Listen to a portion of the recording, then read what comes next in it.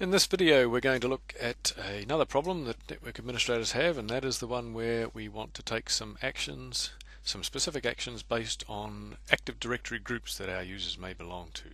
And just to highlight that, let's pull up the Fast Track website and go to the 10 Solutions page, and we'll take a quick look at problem number 3, users need shares or other actions taken based on groups or location. So let's expand that and scroll down the page, and towards the top there we have a simple logon script, which is simply putting up a splash screen, connecting shares, and setting the time from the server.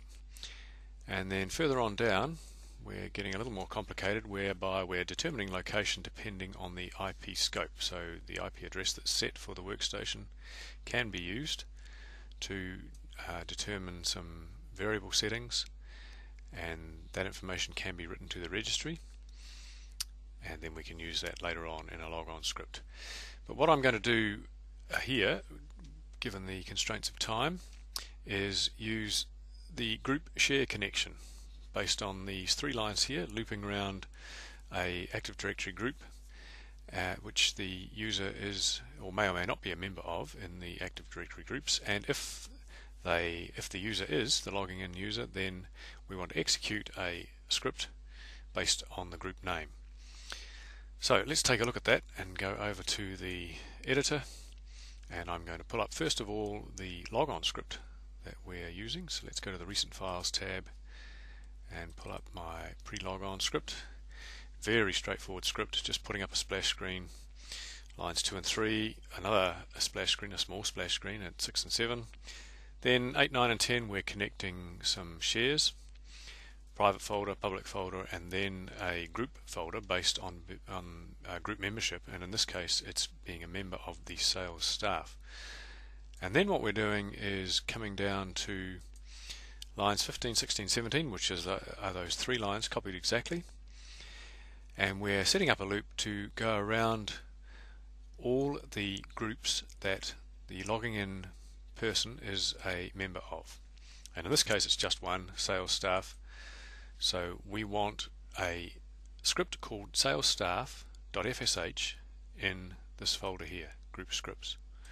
So let's go and have a quick look at that folder, and I'm going to the netlogon share name, and there's the GroupScripts folder, and you can see in there we have salesstaff.fsh. So what's going to happen is our logon script is going to cause that to be executed, because it's going to meet this condition, the file does exist. So now let's have a look at that script, salesstaff.fsh, and it's simply putting up a message which says, hello, you are successfully executing the salesstaff.fsh group script. So if we get to that point, we know that we've been successful. Alright, let's try that out. Go over to my user page, log off, log on as one of my users, and we'll just see that script in action.